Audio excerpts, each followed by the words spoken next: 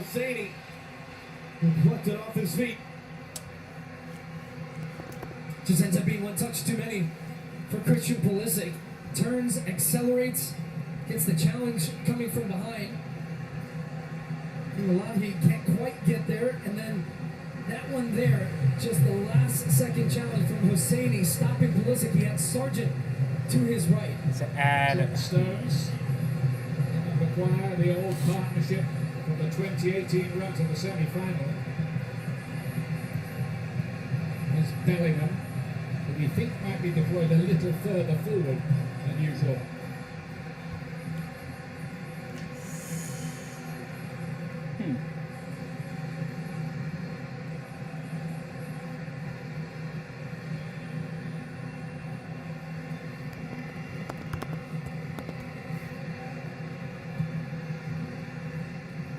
I want this. Is Yunus Musa on his 20th birthday. Musa trying to run around the outside, and that'll be out for a U.S. throw. Yeah, that's great work from Yunus Musa. The flexibility of the three midfielders for the United States and just the engine room, how much they get around the field. They're on the ball, defensively putting pressure as well. Talk about it so much. They are the heartbeat of this United States team. And once again, you saw it there from Musa. Just on the outside. Oh, he gets her on Isafi. In from Musa. He'll get a cross off immediately. That was a point of emphasis for Greg Berhalter. Come off the England game. Kept those balls in the box. Way and trying to slide it through for McKinney. Musa early cross. Everyone had checked back though. Yo, what's up, guys? They cleared out. Setting up some stuff. England and USA on the iPad. You got me on the iPhone. Shout out Villa. Let me show you how I'm set up. I have my double screen here. I got USA Iran, and then I have Reels England right here. This generation, these 4 years of work, like it or not, I am excited. This should be a good one. Whether or not they advance tonight. You heard Jenny make the point earlier how he has been selling outwardly from his team. We are not ready to go home. All right.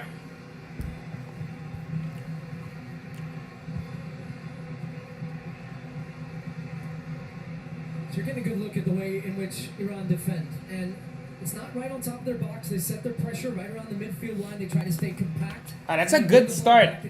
Good start for USA, playing very aggressively early. So excited to see if they keep this up. They're playing with urgency. Clearly, they don't want to be in a situation where they're chasing the game late. As you saw, unfortunately, Ecuador. I'm happy for Senegal. Ecuador were a very good team, though it's a shame that one of them have to go out.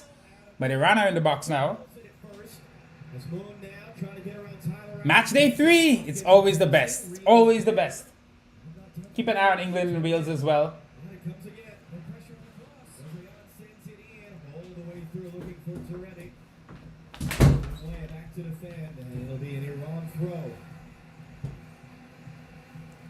Josh Sargent starting up top for the USA today. I was interested to see who they would start.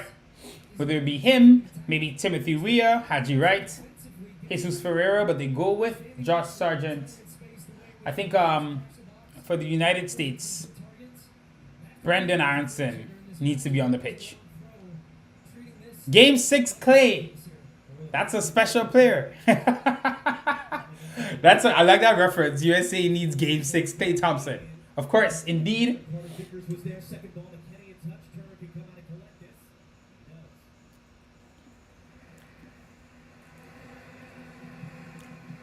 Interested to see what the ratings will be like for this game in America. The England game broke records. This game is bigger, but it's also happening in a weekday. It's not as big as an opponent. But it's a much more important match, so it'll be interesting to see.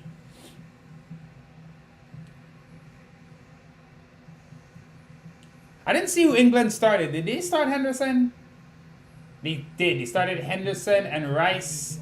Oh, Bellingham is on the pitch. Okay, I was worried about that. Yeah, he started Phil Foden as well. Okay. Kyle Walker's at right back for Wales. Kiefer Moore starts. Aaron Ramsey, Dan James, Gareth Bale. Okay. Serginho Dest.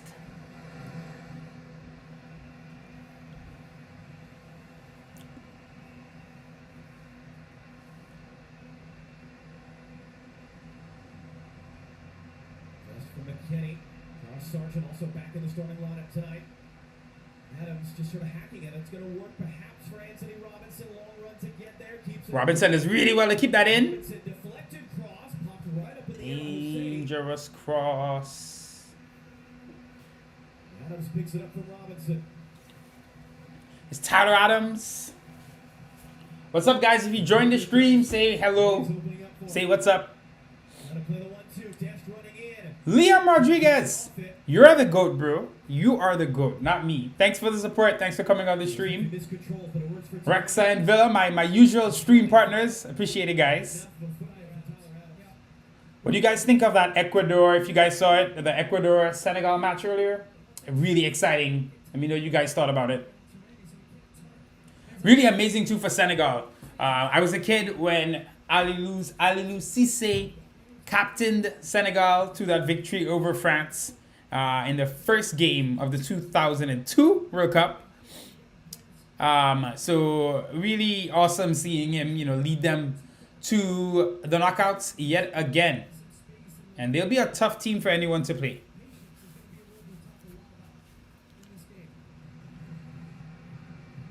Pulisic chopped down. Oh, by the way, the ref in the USA-Iran match, Mateu Lahoz, he is hilarious. So in La Liga, everyone hates him, but he's not really a bad ref. I think he reffed the final. I'm pretty sure he reffed the final between Chelsea and City in the Champions League a couple years ago. And that's a good cross in. It's punched. And Christian Pulisic, he's dancing. I know my stream is behind, but I'm reacting to the action as I see it. Yes, so... Oh, ball through! And Rashford misses a one-on-one. Marcus Rashford, they're played through by Jude Bellingham, it looked like. What was I saying? About the... Now I'm forgetting everything. I completely forgot what I was talking about.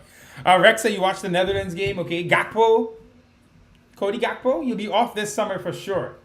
To a bigger team. I think he was smart to stay this season. There was a lot of pressure on him to leave in the summer, but I think he made a good decision. What's up, Nas? How you doing, man? Hope everything is good out in Sudan. Get there. Dest was there in time, and is that going to be whistled as a foul there? Safi just sort of slid through him at the end.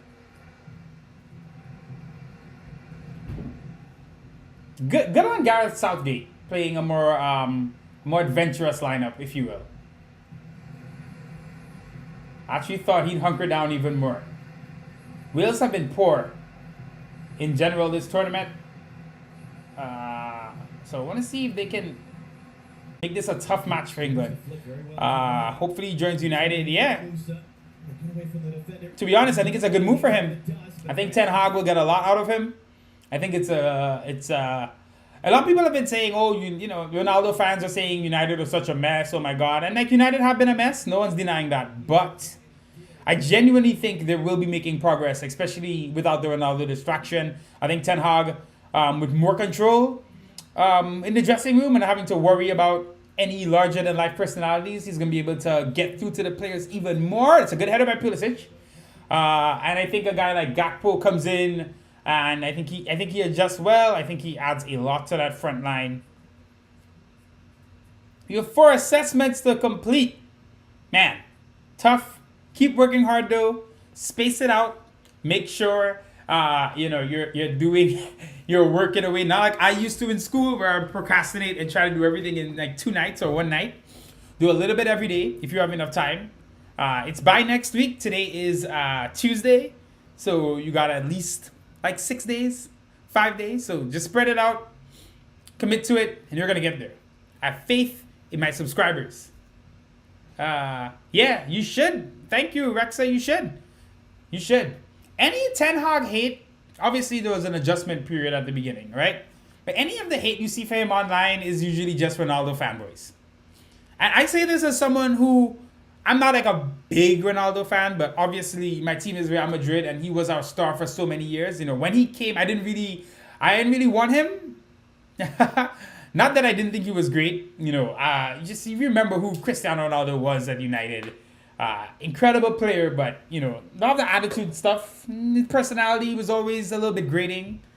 So that's been him forever. So I wasn't like that. I was really excited about Ricardo Kaká, who I thought was gonna just be brilliant. But yeah, so even though I am a Real Madrid fan and obviously respect Ronaldo completely and think he's one of the best players of all time, of course, he's definitely, to me, top 5.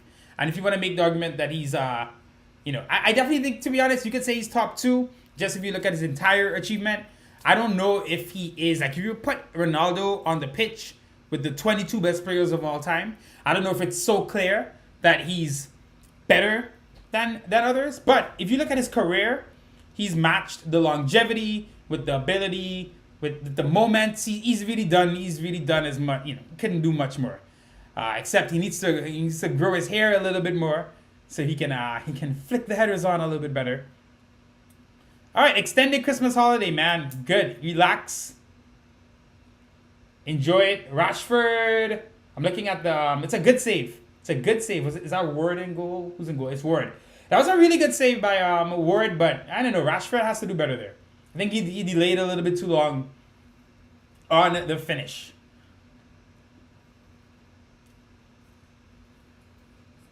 Players of the United States. I put up a video today, guys, about some eFootball stuff. Check it out. But we will be finishing the Nottingham Forest Master League tomorrow. The video is completely done. So you don't have to worry about Terry preparing and saying, oh, I'm doing something, you know, and I'm not doing it. No, it's actually done this time. You put Messi, Ronaldinho, R9 over him ability-wise. Not a bad shout. Not a bad shout. My only thing with Ronaldinho, and I say this as someone who... Ronaldinho, the way he took over football and the way he made you feel about football and the way it was special. But his peak is so short. Ronaldinho essentially peaks from 2003 to 2007. You know. And even then, really, his peak was really like the second half of 03 into around, you know, the 2006 season. 05, 06, kind of. You know, 03, 04, 04, 05 Ronaldinho is insane. 03, 04 Ronaldinho was really amazing as well. That's when he really started to step up at Barcelona after going there. The funny thing, Rexa, about Ronaldinho is had David Beckham. So David Beckham, my favorite player of all time, he was rumored to be going to Barcelona, right? During that time, Perez and I can't remember who's the guy on Perez's staff, but they basically realized, you know, what kind of the marketing opportunities around Beckham, and they realized how underpriced he was. Some of it based on ability, but a lot of it also based on as a brand. So they kind of, I don't want to say they hijacked the Barcelona deal because I don't know how much traction the Barcelona deal really had, but it definitely was out there. It was a rumor. It wasn't just speculation. Barcelona were in for David Beckham before Real Madrid really came on board. And the funny thing is, Ronaldinho would have 100% been at Manchester United had David Beckham gone to Barcelona instead. It would have changed football history, right? Ronaldinho would have gone to United. Cristiano Ronaldo, I have no idea what happens to him then. Maybe United still buy him, I don't know. But then David Beckham goes to Barcelona and so much changes. Ronaldinho in England, at his peak with the British media behind him, my God. What does that look like? You know what I mean? So, but, you know, that's football. That's football. Robinson again in a good position. It's a good cross inside. USA needs to take their chances today. Wales seem to be hanging on. McKennie was calling for it. Gets it from Tyler Adams. It's a good ball from McKennie. Nas, you watched the Netherlands game and Gakpo is insane. Excellent cross by Serginho Dest. And Iran are faltering at the moment. They need to get control of this game. USA playing with a lot of energy and controlling things now. To shift their defense and get pressure, they have to keep working those wide areas using their fullbacks Now, the funny thing, Rexa, is around this time, you know, it's not like United necessarily needed Ronaldinho anyway. You know, Cristiano Ronaldo becomes incredible. United win a ton of titles during that time period. You know what I mean? They get the Champions League, they get this, that, the other. Ronaldo 100% propels United even further as a global brand. Not that Ronaldinho wouldn't have done that, but you know what I mean? So, it's funny how things work out in football. You never really know. Yes, I see England free kick now. Kieran Trippier. Bringing back the magic of 4 years ago. Let's see who takes this. I see Declan, I see Luke Shaw, I see Henderson, and I see, is that Phil Foden? It looks like they're going to do a routine as well. Well, there, it's height to Pulisic when he gets the ball, gets a little extra. Let's see. As he released it, Carter Vickers to the other side for Dest. Not bad. Not bad. Yeah, Kieran on the bench today for Mr. Walker.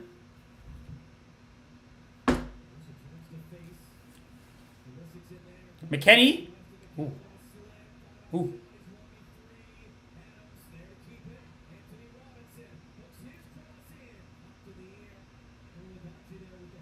Yep, that's true. But I don't know. That's my question, right? Would Ronaldo even be there? You know? I can't remember what United paid for Cristiano. I think it was under 20 million euros. I can look it up. But, you know, back then, you know, if you spent, players' prices were so different as well. If you spend that money on Ronaldinho, there's a good chance you're not spending that money on Cristiano. Also, Ronaldinho would have been very interesting at United, considering everything that happened the year prior when he lobbed David Seaman at the 2002 World Cup. So the whole discourse about Ronaldinho in England would have been fun. But that's a story for the multiverse. I'm going to do, one thing I really want to do on the channel is a lot of experiment stuff like that. You know what I mean? What I really need to do is get like a bigger hard drive and download like a ton of games, download the old FIFAs maybe, the old PESs for sure. So I could always go back in and do really fun different experiments and see what would have happened. Because it's something I think about it a lot. You know, I enjoy stuff like that. Gakpo is a bigger, Son, athletic, ambidextrous, and a cold finisher. Indeed. Pacey as well. Just like Son.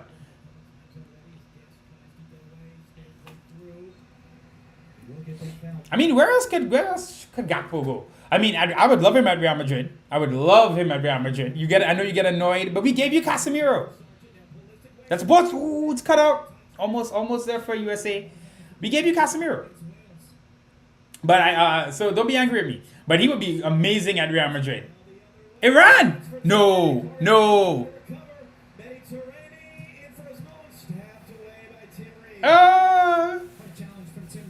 Man, I want a goal either way. Man, that's poor from Iran. You get so far into the box, you have an advantage. You gotta get a strike on goal. Be like Kenzo Tanaka, shoot on goal. Arsenal is also a viable option, indeed. But I don't really watch Arsenal that closely, guys. Aren't they playing Martinelli? Are they playing Martinelli, Jesus Saka? Is that how Arteta has them lining up? Let me know. I'm assuming that's the way they line up. You know, but let me know if that's the case. Went out in the first game, missed the second game, and he's back in. What's his confidence like in this match? Looks a little shaky there. Hale's hat looking for Robinson. But Real Madrid need to buy a Benzema replacement. You know, Real Madrid struggled. They don't have cover for Martinelli. That makes sense. Real Madrid, they don't really have a backup center forward. It's Mariano, and he's not a viable option. So with Benzema's increasing injury issues, I think Madrid would have been in for Gabriel Jesus, 100%. However, they had a passport situation in La Liga. You can't have too many non-EU players, and they already had at the time Vinicius and Rodrigo were both there, and Militao. But those players have now received, not all of them, but like I know Vinicius for sure, they've received their Spanish passport. So Real Madrid can now bring in more players from outside of Europe, which is why Gabriel Jesus. I think Madrid would have definitely gone for him. Ancelotti seemed to be a big fan. Vlahovic. Dusan Vlahovic. Well, Juventus, we'll see what happens if they get liquidated. Juventus, every couple of decades, we need a big controversy. So we'll see what happens with them. Vlahovic hasn't done much in the World Cup, but to be fair, he hasn't played much at all. I think after Luka Jovic didn't really work out, Madrid won't be buying any Serbian players for a little bit. Nas, PES 2014 is actually not bad. The passing on Pass Assist 1 feels like Fuma, and I love the old Europa League anthem. Haha! PES 2014, the hidden gem of video games. When PES 2014 came out, really unfinished, there's a famous photo, I believe, of Juan Roman Riquelme in PES 2014 because the game came with unfinished transfers, unfinished faces. Like, if you imagine how Football Life 23 looks now, when it looked at the beginning, it looked like no one had a face, etc. PES 2014 was just as bad as that. Was it Riquelme? Yeah, I found it, guys. I found it. I'm going to send you the link. Copy image address. It's a long link, guys. Why is this link so long? All right, I gotta... Just look up PES 2014 Riquelme. I'll try another one. But I say all that to say, PES 2014 was an amazing attempt in hindsight. I really liked the idea of what they were thinking and what they were possibly going to do. But the backlash was strong, and then they really readjusted course after that. New engine, a lot of challenges. But man, that game did have it just had something special about it. My stream looks like it's freezing. I don't understand why.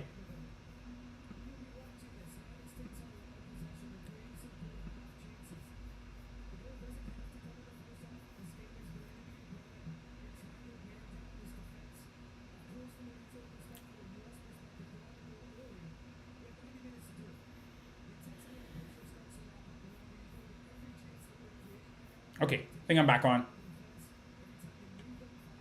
I am back on. Okay. Yeah. So, anyway, so my main point with 2014 is that it was not a good game. Meaning, when it came out, it was not a good game. It was a reason people were upset about it, but it had elements, man. There are things in 2014, and when I see PES 2014, there's something about the player models, the way the game feels. There's some really good stuff in it. Nas, you're right. It's a very manual game. So it makes sense that Pass Assist 1 would feel like full manual. And I had some good times on 2014 for all its faults. There was something there, man. There was something there. And when you look at that game, what did you think? Oh, was that the first game that let you move? Okay. Yeah, PES took forever to do that. Even now, it's funny. I don't feel like Master League players generally move much at all. I think people still kind of view Master League as I'm playing with, I'm really playing with my team.